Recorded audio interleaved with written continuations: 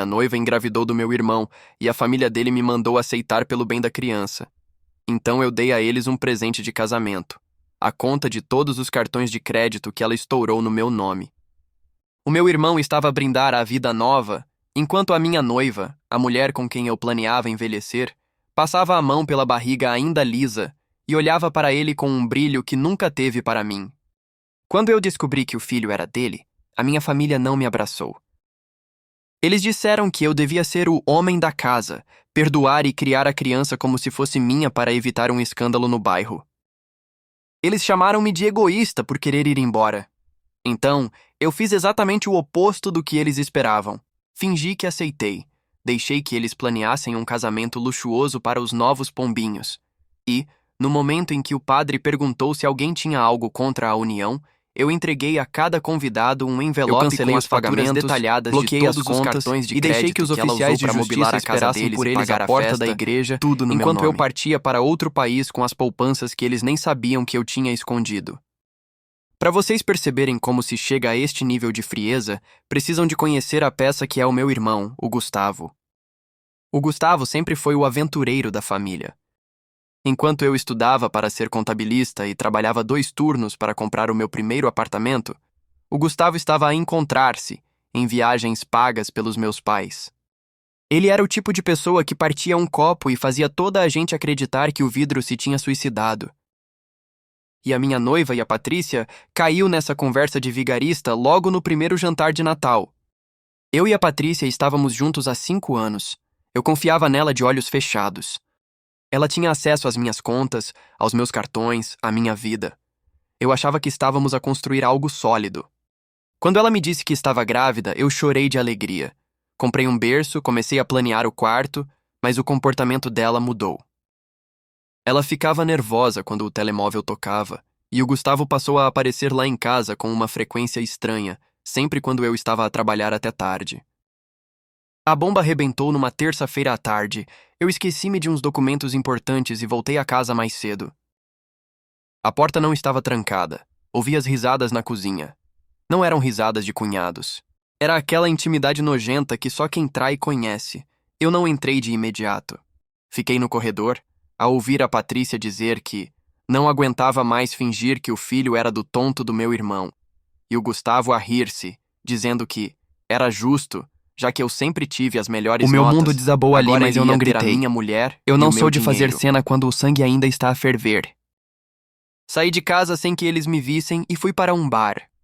Liguei para a minha mãe a pensar que teria um ombro onde chorar. Mãe, o Gustavo e a Patrícia. Eles estão juntos. O bebê é dele. Houve um silêncio do outro lado. Um silêncio que me doeu mais do que a traição. Filho, olha. Nós já sabíamos de alguma coisa. Mas pensa bem. O que é que as pessoas vão dizer? O Gustavo não tem onde cair morto. Ele não tem como sustentar uma criança. Tu tens um bom emprego, tens a casa. Aceita, perdoa.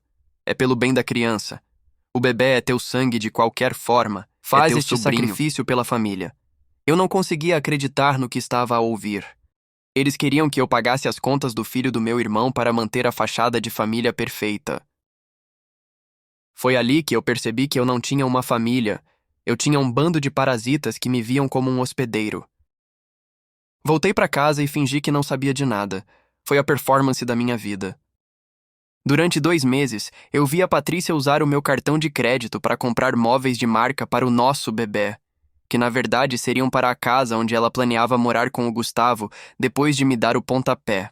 Eu vi o Gustavo pedir-me dinheiro emprestado para investir num negócio, quando na verdade ele estava a pagar o depósito do banquete de casamento deles, que eles planeavam fazer logo após o meu suposto afastamento amigável. Eu deixei que eles se sentissem seguros. Deixei que a Patrícia estourasse os limites. Mas por trás dos panos eu estava a mover as minhas peças. Transferi todos os meus investimentos para contas internacionais. Coloquei o meu apartamento à venda com uma cláusula de entrega imediata. E, o mais importante, fui ao banco e pedi cartões adicionais no nome da Patrícia, mas vinculados a uma conta que eu ia encerrar no dia do casamento. Eles decidiram que o casamento seria num sábado à tarde, um evento para 200 pessoas. O Gustavo ia assumir a Patrícia, já que eu tinha decidido generosamente seguir outro caminho. Essa era a mentira que eles contaram aos convidados. Eles achavam que eu ia simplesmente desaparecer e continuar a pagar as faturas por culpa ou obrigação moral. No dia do casamento, eu não fui como padrinho, como eles sugeriram com toda a lata do mundo. Eu fui como o fantasma do Natal passado.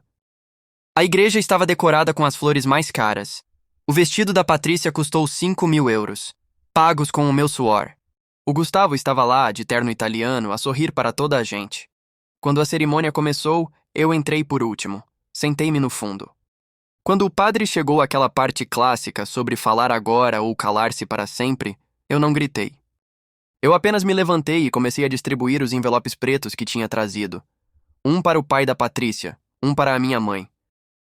Um para cada padrinho. Lá dentro não havia uma carta de amor. Havia cópias dos extratos bancários. Havia a lista detalhada de cada euro gasto naqueles sapatos, naquela comida, naquele vestido. E no final, uma nota curta. O banco já foi notificado de que estas transações foram feitas sob coação e fraude de identidade. Todas as contas foram bloqueadas. O pagamento do buffet de hoje foi estornado. Boa sorte a explicar aos fornecedores quem é que vai pagar a conta agora. O burburinho começou nas filas da frente. Vi o rosto da minha mãe ficar cinzento. Vi o pai da Patrícia, um homem que sempre se gabou de ser honrado, olhar para a filha com nojo. A música parou. O Gustavo olhou para mim e o sorriso dele desapareceu. O que é que isto significa, seu louco? Gritou o Gustavo do altar. Significa que o homem da casa decidiu que a casa está fechada para balanço, Gustavo. Respondi, a voz calma ecoando pelas paredes da igreja. Tu querias a vida que eu construí? Pois bem, agora tens as dívidas que ela gera. A Patrícia gastou 60.000 euros nos últimos 3 meses no meu nome. Eu já contestei as compras. Os advogados do banco estão a caminho da recepção para recolher os bens que não foram pagos. A Patrícia começou a gritar. Tu não podes fazer isto, eu estou grávida! Sim, estás, do meu irmão. E como a família disse que eu devia aceitar tudo pelo bem da criança, eu aceitei que a criança merece um pai que pague as suas próprias contas. Diverte-te com o Gustavo. Ele é ótimo a encontrar-se, mas é péssimo a trabalhar. Saí da igreja enquanto os convidados começavam a levantar-se para ir embora, com medo de serem associados ao calote. Vi o dono do buffet, que estava à espera lá fora para o início da recepção, entrar na igreja com uma cara de poucos amigos. Eu já lhe tinha enviado um alerta de que o cartão de garantia tinha sido cancelado por roubo. Fui direto para o aeroporto. O meu apartamento já tinha sido vendido. O dinheiro já estava na minha conta em Singapura. A minha mãe ligou-me 30 vezes. Não atendi nenhuma. Ela mandou uma mensagem. Como pudeste fazer isto à tua família? O teu irmão está a ser processado, a Patrícia perdeu os móveis e eles não têm onde morar. Tu és um monstro!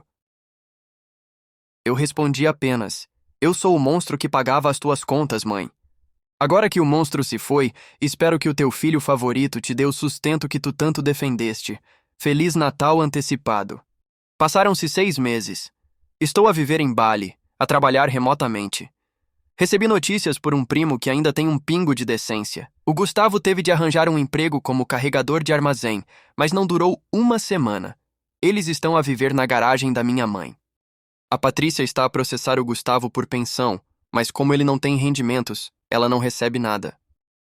O casamento de sonho transformou-se num pesadelo de faturas e tribunais. A minha família agora manda e-mails a pedir perdão. Dizem que as coisas saíram do controle e que o sangue é mais importante que o dinheiro. Eu respondo sempre com o link de uma agência de empregos. Dizem que o perdão limpa a alma. Eu acho que o que limpa a alma é o extrato bancário positivo e a distância de pessoas tóxicas. Eu não perdoei o Gustavo e nunca vou perdoar a Patrícia. Eles tentaram usar o meu filho, porque tecnicamente para mim aquele bebê seria meu filho, como uma ferramenta de extorsão emocional. Eles não amavam a criança. Eles amavam o que a criança lhes daria acesso, a minha carteira. Hoje acordo com o som do mar e não com o som de mentiras sussurradas no corredor. O meu irmão achou que podia ficar com o prêmio sem fazer o esforço.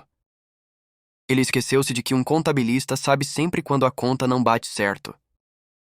E a conta da traição deles veio com juros que eles nunca conseguirão pagar. A vida é demasiado curta para ser o homem bom que toda a gente pisa.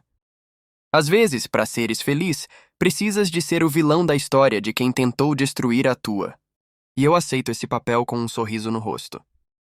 Porque, no final do dia, a minha consciência está tão limpa quanto o meu histórico de crédito, e eles continuam a tentar explicar ao mundo como é que o casal perfeito acabou a dormir numa garagem cheia de mofo. A criança vai nascer e eu espero genuinamente que ela tenha mais caráter do que os pais. Mas ela não é minha responsabilidade. A minha única responsabilidade era comigo mesmo, e essa eu cumpri no momento em que fechei a porta daquela igreja e não olhei para trás. A minha mãe ainda tenta dizer que eu fui cruel. Eu digo que fui pedagógico. Ensinei ao Gustavo o valor do dinheiro e à Patrícia o valor da lealdade. Se a aula foi cara, o problema é deles. Eu já paguei propinas a mais nesta família. Agora, as propinas são por conta do destino.